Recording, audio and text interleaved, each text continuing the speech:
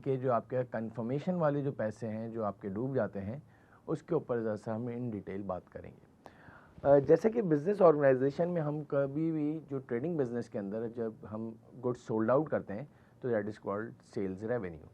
तो अकाउंटिंग में आपके पास जो ट्रेडिंग बिज़नेस के अंदर there are two different types of sales. Number one is the cash sales and number second is credit sales. Cash sales की जो हम ट्रांजेक्शन्स डबल एंट्रीज जो है पहले भी बना चुके हैं, दैट इज़ कैश डेबिट और सेल्स क्रेडिट कर दी। Assets, whenever assets increases in the business, debit record. Whenever revenues increases in the business, that is recorded in the credit side. लेकिन ये जो आपके स्कूल ऑफ थॉट है और ये जो आपकी अप्रोच है जिसके अंदर we are only and only deal in on the cash basis, इसमें हम जो है जो भी गुड्स हम सोल्ड आउट करेंगे वो हम सिर्फ और सिर्फ कैश बेसिस पे करेंगे, यानी कि फुल एंड फाइनल पेमेंट उसी वक्त इमीडिएटली कस्टमर हमें करेगा। तो उसकी हमने जो ट्रांजैक्शन बनाई थी that is cash debit sales credit. ये स्कूल ऑफ थॉट या कहें ये बिजनेस ऑर्गेनाइजेशन जो है वो आपके पास सिर्फ और सिर्फ कैश बेसिस पे करते हैं। लेकिन जैसे आपको पता है कि हम जो है अकेले सिर्फ मार्केट में काम नहीं कर रहे, हमारे there are lot of competitors. अगर हम देखें एक मार्केट के अंदर जो है आपकी भी एक शॉप है और उसके साथ बहुत सारी और डिफरेंट भी शॉप्स हैं, लेकिन हमारी कंपनी का रूल ये है कि we are only dealing on the cash basis. हम जो है 1 रुपये का माल बेचें या 1000 का बेचें या 1 लाख का बेचें, जितने भी है हम सिर्फ जो है कैश बेसिस पे, और हमारी बुक्स में सिर्फ एक ही एंट्री हमें दिखती है that is cash debit and sales credit. तो अब क्या हुआ है, जो हमारे जो कॉम्पिटिटर्स हैं उनके पास अगर देखा जाए तो वो सुबह से शाम तक जो है उनके पास लॉट ऑफ कस्टमर्स जो है इंगेज होते हैं, वो उनके पास जो है कस्टमर्स का इनफ्लो आउटफ्लो बहुत ज़्यादा है कंपैरेटिवली हमारे बिजनेस से। भाई ये फ़र्क क्यों है? क्योंकि वो तमाम के तमाम जो दूसरे हमारे कॉम्पिटिटर्स हैं जो मार्केट में जो डील कर रहे हैं वो क्रेडिट पे भी गुड्स बेच रहे हैं। जी हाँ, एक और सेकंड टाइप के जो आप गुड्स सोल्ड आउट करते हैं दैट इज़ क्रेडिट सेल्स। यानी सेल्स बेसिकली दो हिस्सों में आपके पास डिवाइड हुआ, that is cash sales and the credit sales. तो सेकंड टाइप का जो क्रेडिट सेल्स है उसमें क्या चीज़ है कि हम जो है गुड्स जो है वो अपने कस्टमर्स को उधार पे बेचेंगे। तो सर वो पैसे कब मिलेंगे? वो आपको मोड्स, टर्म्स ऑफ पेमेंट वगैरह ये सारी चीज़ें उससे डिसाइड करनी होगी। अगर आप देखें तो while starting a credit sale, जब भी हमको क्रेडिट सेल जब भी स्टार्ट करनी होती है तो उसके कुछ प्रोटोकॉल्स हैं, कुछ नॉर्म्स हैं। अगर हम उसको फॉलो कर लें तो हमारे पास हम अपने आप को ज़रा सा सेफ साइड पे रख सकते हैं। फॉर एग्जांपल, जब भी हम वेरी फर्स्ट टाइम किसी कस्टमर को उधार गुड्स बेचना स्टार्ट कर रहे हैं तो अगर आप उस कस्टमर के बारे में थोड़ी सी जानकारी कर लें, वो इसका जो है कहाँ पे बिज़नेस है, कहाँ पे उसकी लोकेशन है, उसका ज़रा सा प्रीवियस बैकग्राउंड देख लें और उससे मोड ऑफ पेमेंट जो है चेक कर लें, थोड़ा सा जो है सबसे पहले उधार जो है वो दे के देखें कि वो अपनी कमिटमेंट्स में फुलफ़िल होता है या नहीं होता। एक और चीज़ भी बड़ी इंपॉर्टेंट है कि सारा का सारा माल एक ही कस्टमर्स को नहीं बेचते हैं। वो आपने सुना होगा, don't put all eggs in one basket. पता चला कि आपने सारा का सारा माल जो है एक ही कस्टमर को बेच दिया, उसके बजाय आप 50, 60, 70 कस्टमर्स को बेचेंगे। अगर अल्लाह ना करे कोई कस्टमर भागता भी है तो आपके पास सारे नहीं भागेंगे। यानी आप जो है जितना सेव एंड सिक्योर चलेंगे तो आपके लिए बेनिफिट है।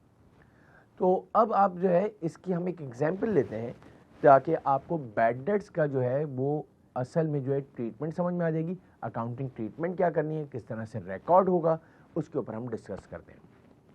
तो हमारी बिजनेस ने अब ये स्टार्ट करा है कि हम पहली मर्तबा वेरी फर्स्ट टाइम अपनी बुक्स में या हम अपने बिजनेस में उधार गुड्स यानी कि गुड्स सोल्ड ऑन क्रेडिट, या आप ऑन अकाउंट भी कहते हैं, sold goods on credit, sold goods on account भी कहते हैं, वो हम स्टार्ट करने जा रहे हैं। तो एक हम एक एग्जांपल लेते हैं कि हमारे कस्टमर का नाम है मिस्टर ए। तो सबसे पहले एक ट्रांजैक्शन आई कि sold goods to mister A. Very first time हमने एक अपने कस्टमर को गुड्स बेचे, दैट इज़ 1,25,000। तो आपके पास जो बुक्स ऑफ अकाउंट्स के अंदर जो आप डबल एंट्री पास करेंगे वो आप ये पास करेंगे कि अकाउंट रिसीवेबल कस्टमर को जो है डेबिट करेंगे, सेल्स को क्रेडिट करेंगे। यानी कि आप कस्टमर्स डेबिट कर दें या सिर्फ मिस्टर ए का नाम लिख दें और सेल्स क्रेडिट कर दें। और व्हेनेवर एसेट्स जो आपके अकाउंट रिसीवेबल है उसकी नेचर जो है वो करंट एसेट है, और asset when ever asset record in the business debit record, और जब भी रेवेन्यूज इंक्रीज होगी तो आपके पास जो है क्रेडिट में रिकॉर्ड होती है। तो पहली एंट्री जो आपकी बुक्स ऑफ अकाउंट्स में एंट्री बनेगी वो आपकी बनेगी अकाउंट रिसीवेबल डेबिट और सेल्स क्रेडिट बाय 1,25,000। आपने उससे मोड ऑफ पेमेंट जो है वो कंफर्म कर लिया था, वो 15-20 दिन बाद, महीने बाद, जो भी आपने टर्म्स एंड कंडीशन सेट करा है वो आपके पास 1 महीने बाद, 15 दिन बाद जो है पैसे लेकर आए मिस्टर ए। तो हमने जो है डबल एंट्रीज के अंदर अपने चैप्टर के अंदर, प्रीवियस चैप्टर्स के अंदर हमने जो है डबल एंट्रीज जो सीखी थी कि कैश रिसीव फ्रॉम कस्टमर की क्या एंट्री बनती है, कैश डेबिट, और account receivable mister a credit कर देते हैं। लेकिन हुआ यह है कि हमने जो माल या गुड्स जो सोल्ड आउट करे थे वो हमने 1,25,000 के बेचे थे, और मिस्टर ए जो है वो जो पैसे लेकर आए हैं वो सिर्फ 1 लाख रुपए लेकर आए। तो उसकी एंट्री बनेगी cash debit account receivable credit, और मिस्टर ए का नाम जो है साथ लिख देंगे तो बेहतर हो जाएगा। लेकिन आपने ये देखा कि हमने माल जो है जो गुड्स सोल्ड आउट कर रहे थे on credit basis that is of rupees 1,25,000 and we simply receive only 1 lakh rupees, यानी 25,000 जो है वो शॉर्टफॉल है, वो नहीं दिया उसने। कोई भी उसने जो है बहाना कर लिया कि सर ज़रा हालात ख़राब चल रहे हैं या नहीं है, इतनी सेल्स नहीं हुई, तो मैं आपको नेक्स्ट टाइम इंशाल्लाह ये 25,000 रुपये दे दूंगा। अब हुआ ये कि हमने कहा कि डेफिनेटली अब क्या करते, हमें 1 लाख रुपए की हमने एंट्री बना ली है cash debit account receivable credit, लेकिन अकाउंट रिसीवेबल के अकाउंट में मिस्टर ए के अभी भी 25,000 का बैलेंस मौजूद है। अब ये 25-30 दिन के बाद, 40 दिन के बाद पर मालूम ये हुआ कि मिस्टर ए को हमने जो है ज़रा कॉल करी कि भाई ज़रा पूछें कि हमारा वो जो बैलेंसिंग अमाउंट है वो कब देंगे। तो मालूम हुआ कि मिस्टर ए का जो है वो नंबर बन जा रहा है। हमने अपने स्टाफ को भेजा उसके लोकेशन पे, तो पता चला ऑफिस वगैरह भी बंद है, वो सारी चीज़ें जो है बंद करके और जो है वो चले गए हैं। और फिर हमें कंफर्मेशन आई, ये यूँ समझ लें कि कहीं से न्यूज़ आई कि मिस्टर ए जो है वो हज़ारों लोगों के पैसे लेके, काफ़ी लोगों के जो है एक बड़ा अमाउंट लेके जो है वो गायब हो गए। तो उसमें हमारे भी 25,000 रुपये शामिल हैं, यानी कि हमारे कन्फर्म पैसे डूब गए। तो अब इसकी बुक्स ऑफ अकाउंट्स में जो एंट्री पास होगी बच्चों, वो एंट्री पास होगी bad debt return off debit और अकाउंट रिसीवेबल। जो मिस्टर ए का जो बैलेंस आपके पास डेबिट साइड पे 25,000 जो आपकी बुक्स में जो रिफ्लेक्ट कर रहा था, उसको जो है हमेशा के लिए हम ख़त्म कर देंगे और हम अकाउंट रिसीवेबल को कर देंगे क्रेडिट। तो जो आपके पास एंट्री पास होगी वो बच्चों क्या होगी, bad debt return off debit और account receivable credit Mr A. अब इधर एक और बात मैं बता दूं, आप अपनी बुक्स में देखोगे तो मैंने जो है उधर जो है एंट्री लिखी होगी bad debt expense, these are the same thing. Bad debt return of लिखो या बैड डेट एक्सपेंस लिखो। मैंने इधर रिटर्न ऑफ क्यों लिखवाया है ज़रा अभी से बता दूं।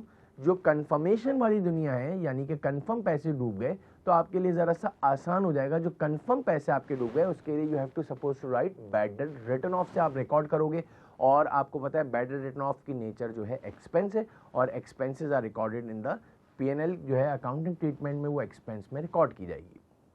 अच्छा, फॉर एग्जांपल हमने जो है ये मिस्टर ए को जो गुड्स बेचे थे, ज़रा सा जल्दी से देखें तो वो हमारे पास जो है 1 जनवरी 2019 को बेचे थे।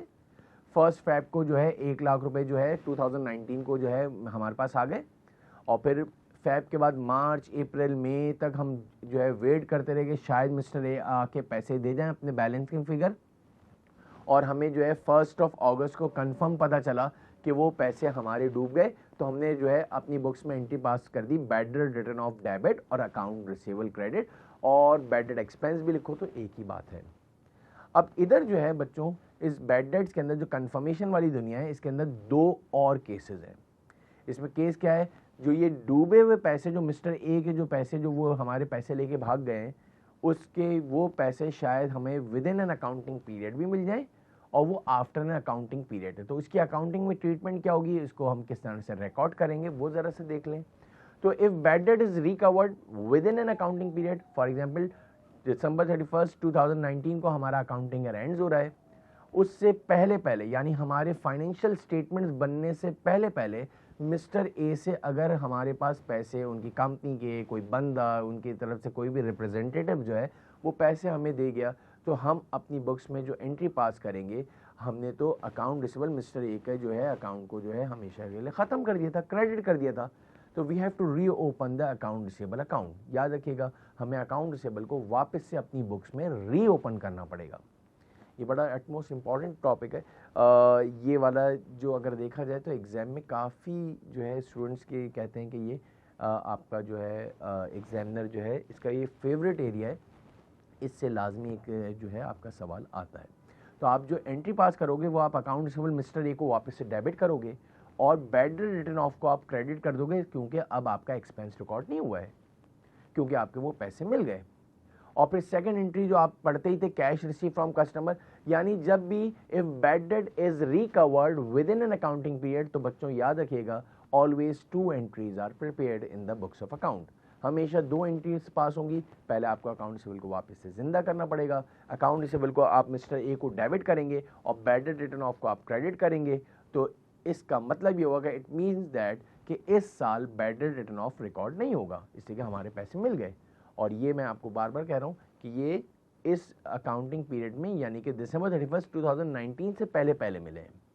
और सेकंड एंट्री जो आप एज यूजुअल बनाते थे कैश रिसीव फ्रॉम कस्टमर की, तो आपके पास एंट्री बनेगी cash debit account receivable credit. Make sure एक और बात इधर क्लियर कर दूं, आपके पास जो है ये जो ट्रांजैक्शन आपके पास जो लिखी हुई आएगी वो किस तरह से लिखी हुई आएगी, कैश रिसीव फ्रॉम कस्टमर। इसलिए कि आपके पास आपने पहले भी डबल एंट्रीज बनाई हुई हैं, तो उसमें आपने लिखा होगा कैश रिसीव फ्रॉम कस्टमर ₹25,000 50,000, तो आप सिंपली वो एंट्री बनाते थे cash debit account receivable credit. लेकिन इस ज़रा सा आपको इसकी टर्मिनोलॉजी ज़रा देखनी होगी कि आपके पास पेपर में एग्जामिन क्या होगा, cash receive from customer ₹25,000 whose account had been written off during the year, जिसका अकाउंट हमने इसी साल में रिटन ऑफ किया था, वही पैसे वापस से मिले हैं ड्यूरिंग द ईयर। तो ये आप याद रखिएगा, cash receive from customer ₹25,000 from mister A whose account had been written off during the year। during the year का मतलब है इसी साल में जो पैसा डूब गया था वो आपका वापस से आ गया। तो ये आपके पास केस 1 हो गया। ऑन द अदर हैंड जो केस 2 है कि सर वो अगर पैसे जो है उस साल नहीं मिले, वो आपको नेक्स्ट अकाउंटिंग पीरियड में मिले। If cash is recovered, if bad debt is recovered, cash recovered के बजाय वो लिखता है bad debt is recovered after N accounting period. जिस साल में आपके वो पैसे डूब गए उसके बाद वाले किसी भी साल में, फॉर एग्जांपल 2020 2019 में तो वो रिटर्न ऑफ हुए। अच्छा, आपने जो है एंट्री पास करी bad debt return off debit, आपको प्राइमरी एंट्री जरूर याद होनी चाहिए। जब पैसे हमने डूबे थे तो हमने एंट्री बनाई थी bad debt return off debit और अकाउंट रिसीवेबल को क्रेडिट करा था। दिसंबर 31 2019 तक वो पैसे कोई उनकी तरफ से नहीं मिले थे, तो ये जो है expense are always recorded in the P&L, आपके पास इनकम स्टेटमेंट में रिकॉर्ड की जाएगी। बैलेंस शीट के अंदर जो है हम अकाउंट रिसीवेबल को नेट करके लेके जाएंगे, इससे क्योंकि पता ही नहीं है वो पैसे हमारे रिकवर ही नहीं हुए। लेकिन हुआ ये कि मौजूदाती तौर पे नेक्स्ट अकाउंटिंग पीरियड में 2020, 21, 22, 23, 24 वॉटेवर, वो कैश जो कि हमारा कोई जो है प्रीवियस ईयर में जो रिटर्न ऑफ हुआ था वो इत्तेफाकन तौर पे मिल गया। अब आपके पास ये इसकी अकाउंटिंग में जो ट्रांजैक्शन लिखी हुई आएगी वो जरा देखिएगा। अब previously return of account receivable is recovered from mister A लिखा हो, जरूरी नहीं है कि कस्टमर का नाम लिखो। अब previously return of account receivable is recovered ₹25,000। तो बच्चों जिस साल में और जिस डेट को वो मिलेंगे वो कंपनी के लिए, बिजनेस के लिए वो अदर इनकम ट्रीट की जाएगी और इसकी एक ही एंट्री पास होगी, if bad debt is recovered after N accounting period always 1 entry is prepared. तो वो एंट्री बनेगी आपका cash debit and bad debt recovered credit. और बैड डेट रिकवर्ड का मतलब बच्चों याद रखना, बैड डेट रिकवर्ड की नेचर जो है वो अदर इनकम है, तो वो आप जो है ग्रॉस प्रॉफिट के बाद जो है अदर इनकम में जाके उस बैड डेट रिकवर्ड को लिख देंगे। तो होपफुली आपको ये जो इस चैप्टर के अंदर जो पहला जो आपका फेज है that is bad debt confirmation वाला, वो अच्छी तरह से आपको जो है इंशाल्लाह समझ में आ गया होगा। इंशाल्लाह नेक्स्ट वीडियो में हम इससे इंशाल्लाह आगे की बात करेंगे। इस वीडियो के लिए इधर काफ़ी है। Thank you.